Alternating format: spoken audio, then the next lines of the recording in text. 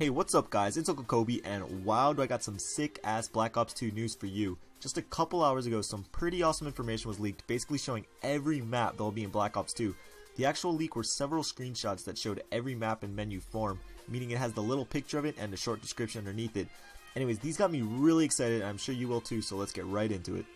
Alright, so the first thing I want to point out is on the left side of the menu, you can see Standard, DLC, and DEV.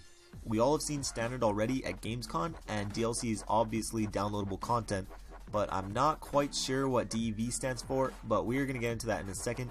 First, I want to go through the first four, just in case you guys didn't watch the Gamescom livestream. So first we have Aftermath, and its description reads, Downtown Los Angeles, close engagements in and out of the fallout of drone attacks. And at first glance, the map kind of reminds you of Downturn, but trust me, it looked a billion times better than that while I watched it on the Gamescom livestream, and it actually looked like a cool map. But moving on, we got Cargo, and this map looked really fun and really fast paced.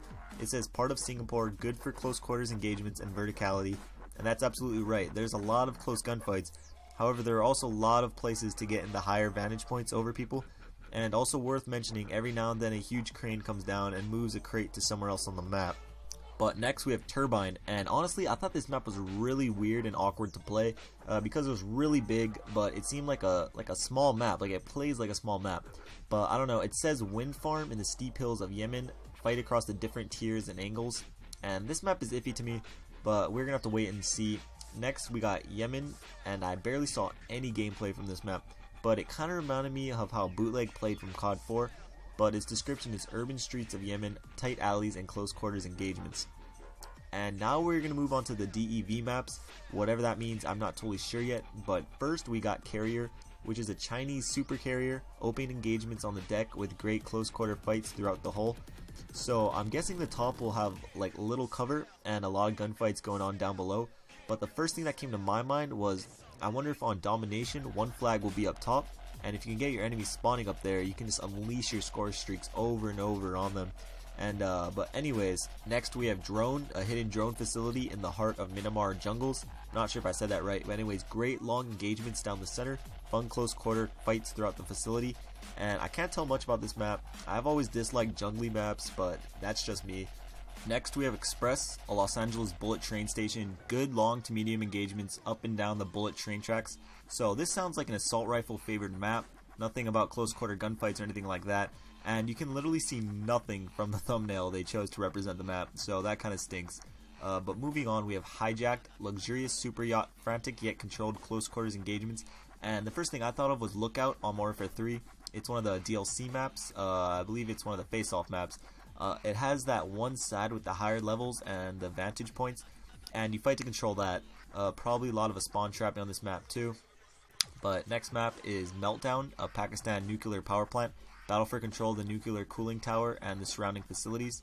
From the pictures it looks like a lot of buildings, and it seems like a very multi-level map. Multi-level maps usually encourage camping to control the higher level, but we're gonna have to wait to see how it plays. Next we have Overflow, and I see Invasion from Modern Warfare 2 when I look at the picture, but it says Push a War Pakistan, great urban engagements in the flooded streets, and that's basically what Invasion was. I'm hoping you can't go in all of those buildings that you can see in the pictures, but other than that, it looks like a good map. Next we got Raid, and this looks like it's going to be a rather small map. It says fight through this hillside mansion in the Hollywood Hills, hectic close quarters engagements, and that just screams a crazy ass time if you play it in Ground War. I personally hope so, because I don't know, that's always fun, just having a billion people running around in such a small area. But next is Plaza, rundown section of Panama, great close quarters engagements and tough chokes to fight over. From reading this, this map seems that you rely heavily on map control, controlling those choke points, and I think those are the funnest maps to play personally. You can really dominate the other team if you play as a team.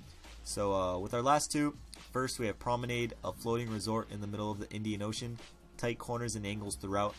And I don't really like tight corners and angles because that just sounds like heaven for campers waiting for you to turn those corners. However, looking at the picture, it seems like a fairly open map, so we're gonna have to wait and see.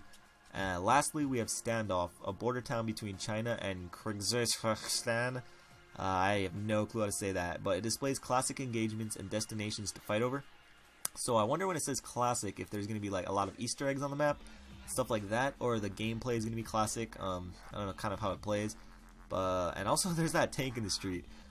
But anyways, I hope you enjoyed this video and are getting excited for Black Ops 2. I sure am. I'm sure some other big YouTuber will upload the same information after me and get a quadrillion views, but that's okay. I'm just happy that I'm able to share this with you guys. And if you're happy too, please show it with a like. And also, still no one has guessed my favorite Pokemon on this week's giveaway video.